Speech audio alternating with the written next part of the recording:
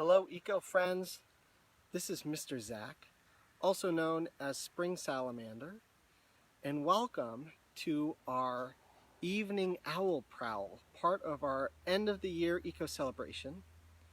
I have some owl friends here with me that I made out of cardboard, and these owl friends are going to help me tell a story a little bit later on.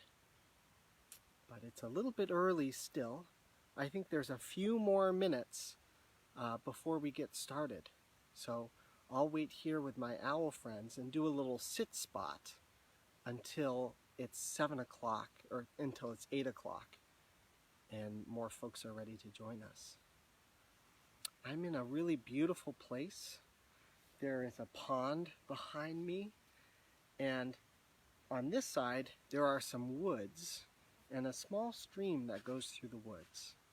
So this is a really special kind of place where there are a few different kinds of habitats. The sun is going to set here at 8:30, so we're about a half an hour before the sunset. And there are all sorts of animals that are active right now. On the edge of the pond, there's a family of geese that are eating some grass. I'm hearing a few different birds calling. There's a tree frog that's calling from next to the pond. And I just heard a bird that sounds very much like an owl, but I know that it isn't. This bird often sings early in the morning. In fact, sometimes it wakes me up before the sun even comes out in the morning. And it sounds like this.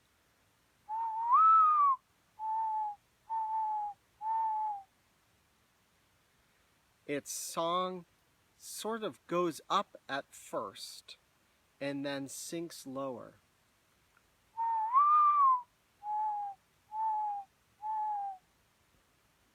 I may even get this bird to sing back to me. Does anyone know what that bird is called? It's a mourning dove. And it's not an owl. It sort of looks like a small brown pigeon. And they sing a sound that is called cooing, but sometimes cooing can sound a lot like the hooting of an owl. So oftentimes people mistake a mourning dove calling either early in the morning before the sun comes up or in the evening, like right now, as an owl. And I'm going to do an owl call a little bit later that has the same pattern as a mourning dove. We've got a little bit of time before the sun sets, and it's amazing how many animals are active even now in the evening time. If I listen to the woods, I can hear lots of different birds singing.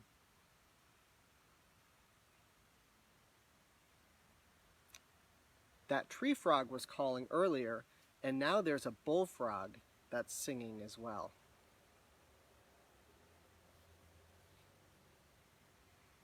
I'm going to wait a few more minutes for some other friends to join us before I start telling you all about owls. And later on, tell a story using these owl friends. These owl friends I made out of cardboard. You can make some owl friends like that too.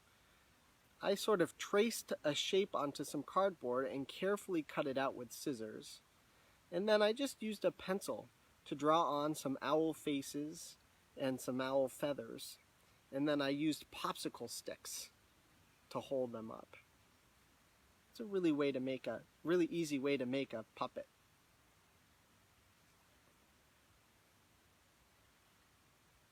All right. Well, friends, it is 8 o'clock.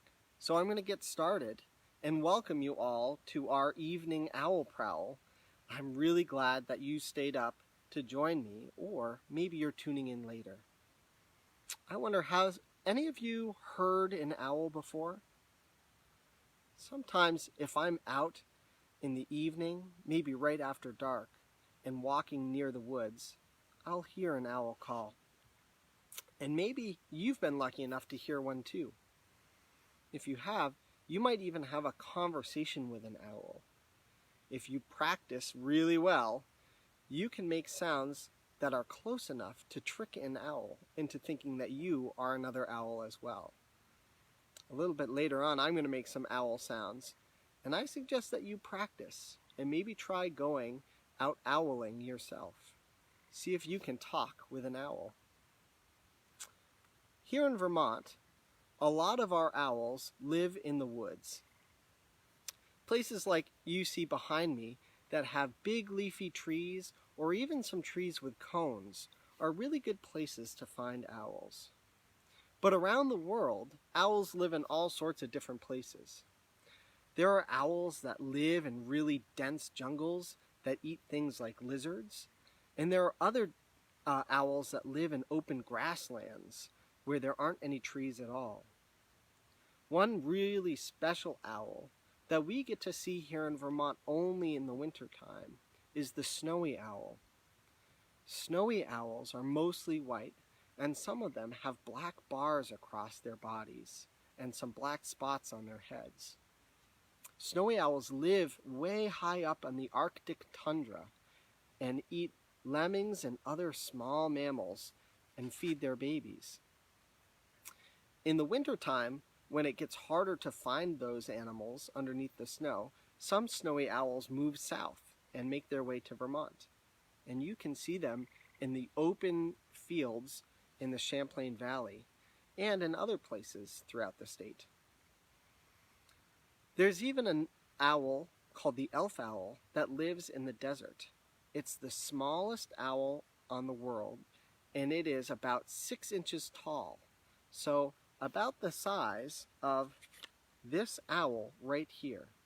That's how big an elf owl is.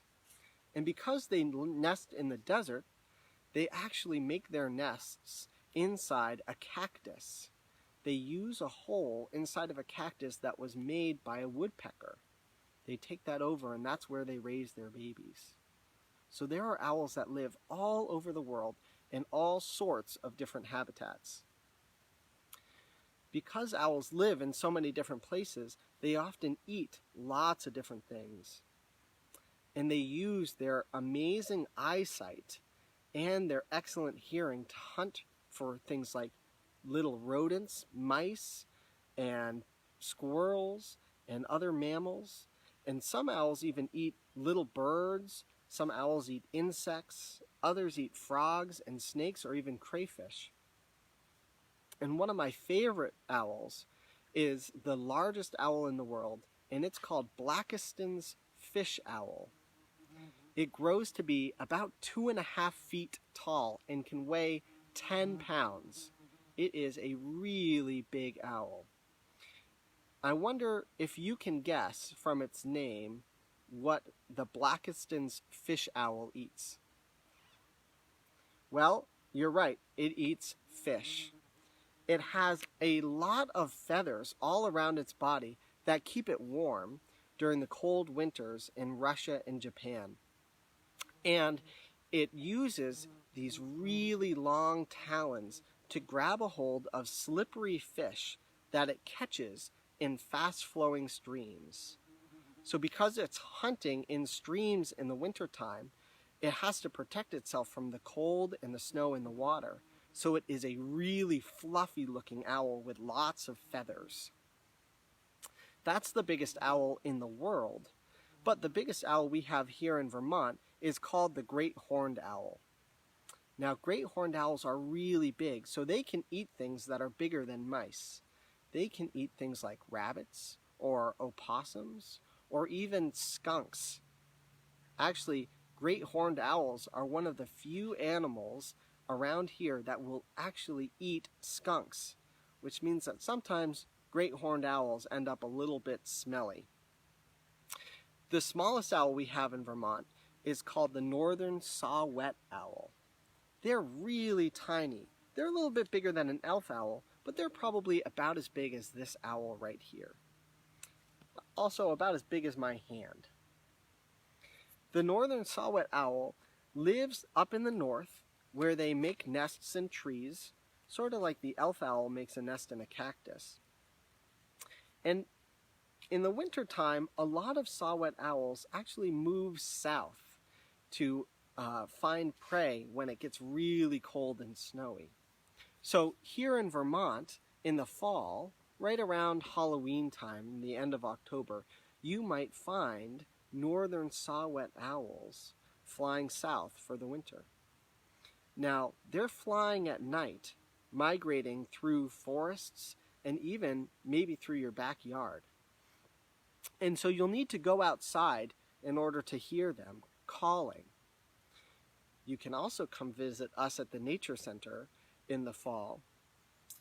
At North Branch Nature Center, we actually banned northern saw-whet owls as part of a research project.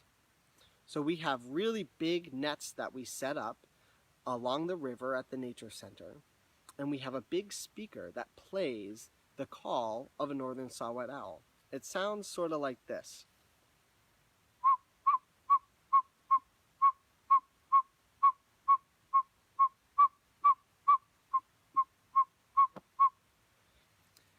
It's a tooting whistle that it repeats over and over and over. If you've learned how to whistle, you can try making that sound yourself. Now, this call plays through the speaker, and the owls come in to see where the other owl is. And when the saw-whet owl comes to check out the speaker, it'll get caught in a net that we set up. When it's in the net, we go and carefully get it untangled and bring it back to the Nature Center. And we do lots of different things. We weigh the owl, so we figure out how much it weighs. We measure the owl, so we take a ruler and we measure how long its wings are. And then we look at different feathers to tell how old the owl is and whether it's male or female. When we've measured it and weighed it and taken all sorts of information down, we put a little metal band around the owl's leg. It doesn't hurt the owl, it's closed around the leg, sort of like a bracelet, but it's loose enough where it doesn't hurt them.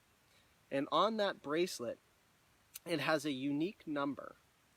And that number will stay with that owl for the rest of its life. That way, if we catch it in another year, or if another banding station catches the owl, we can learn about its life. Maybe it ate a lot and gained some weight, or maybe it lost some feathers, or maybe it migrated a really long ways. So by catching these owls and putting a band on their leg, and hopefully catching them later, we can learn a lot about what life is like for a northern saw-whet owl. Once they've migrated south in the winter, they're going to find lots of food, maybe small birds or mammals, and then in the spring, they'll return to the north to breed, and some of them might even nest here in Vermont. So in the spring, it's also a really good time to go out and listen for saw-whet owls making their call.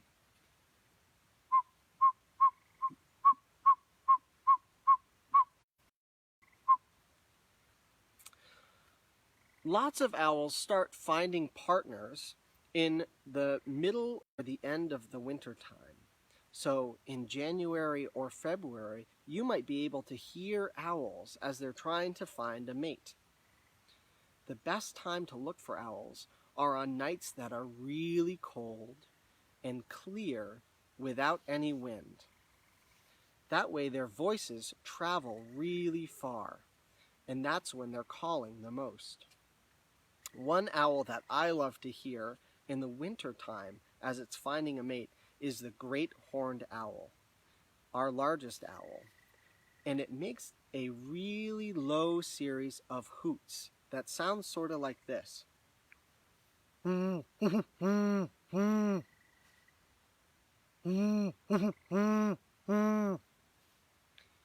sort of sounds like it's saying, "Who's awake? Me too." Try doing that owl call.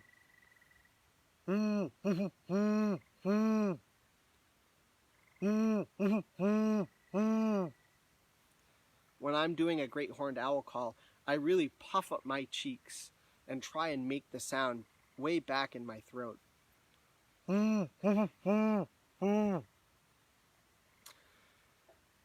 you're hearing these owls calling, you might hear two of them calling together. The male great horned owl will start. His voice is really deep, and you might hear a female echo him back. And she has a voice that's a little higher, so it might sound like this.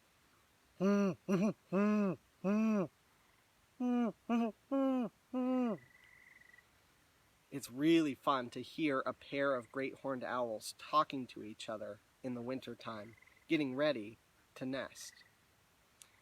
By March, a pair of great horned owls are building a nest. Usually they've taken over a nest that was used by crows or another bird, and they might even add to it by bringing in big branches or sticks. And then they might line their nest with some feathers. The great horned owls are going to lay their eggs, maybe even when it's still snowing a little bit. And the female is going to incubate those eggs. She's going to keep them warm with the feathers on her belly while they develop. Those eggs are going to hatch usually in April, and then the parents are going to feed those baby owls for weeks as they get bigger and stronger. Those baby owls will grow feathers on their wings that will be strong enough to fly. And once they're big enough and have eaten enough mice and other things, they'll start to venture out from their nest.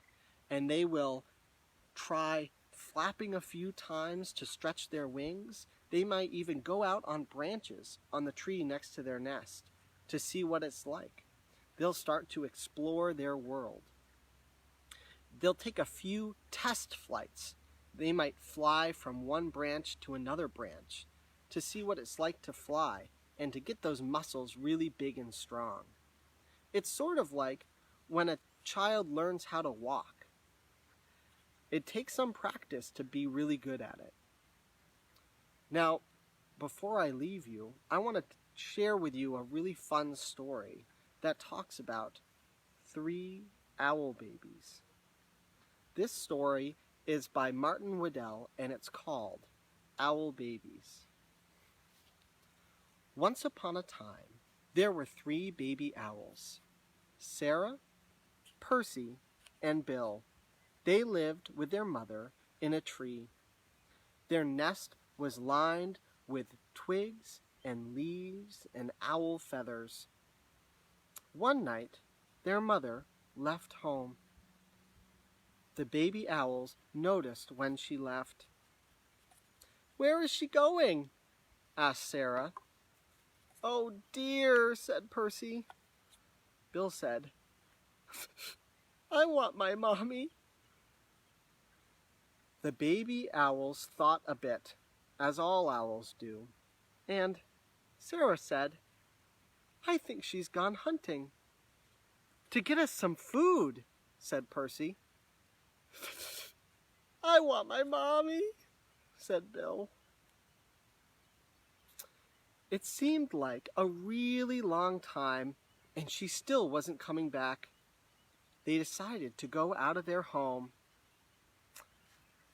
Sarah landed on a big branch. Percy found a smaller one. Bill found a little twig. "I know she'll be back soon," said Sarah. "Really soon," said Percy. "I want my mommy," said Bill. It was very dark, but a little sliver of moon was spreading light over the land. "She will bring us some tasty mice to eat, and things that are nice," said Percy. "I want my mommy," said Bill. They waited and waited, and finally decided to move onto the same branch. "What if she got lost?" asked Sarah. "Or a fox got her," said Percy. "I want my mommy," said Bill. They closed their eyes and waited. Finally, across the field, they heard, "Whoop, whoop, and their mother was back. "I knew you'd be back," said Sarah. "Me too," said Percy. "I love my mommy," said Bill. That is a fun story about 3 baby owls. Now, baby owls don't quite talk like that, but they do make a lot of noises.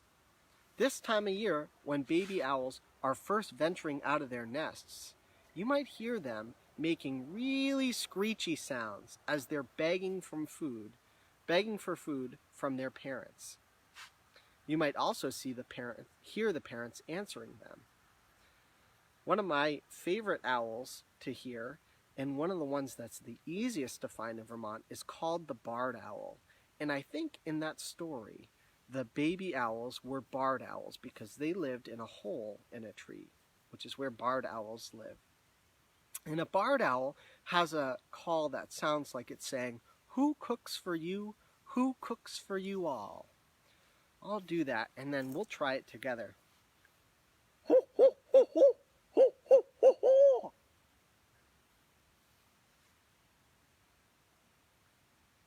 Lots of times, it repeats it twice. Ho, ho, ho, ho, ho, ho, ho, ho.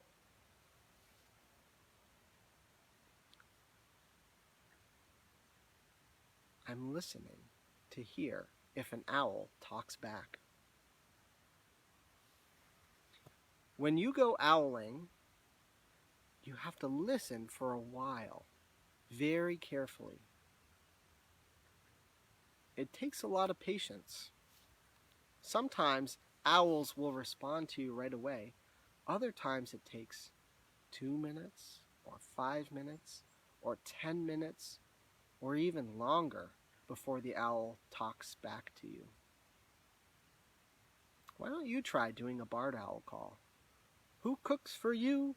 Who cooks for you all?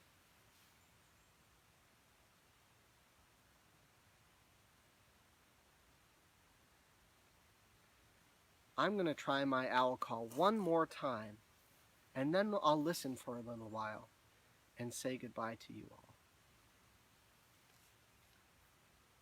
Ho, ho, ho, ho, ho, ho, ho, ho. Ho, ho, ho, ho, ho, ho, ho, ho.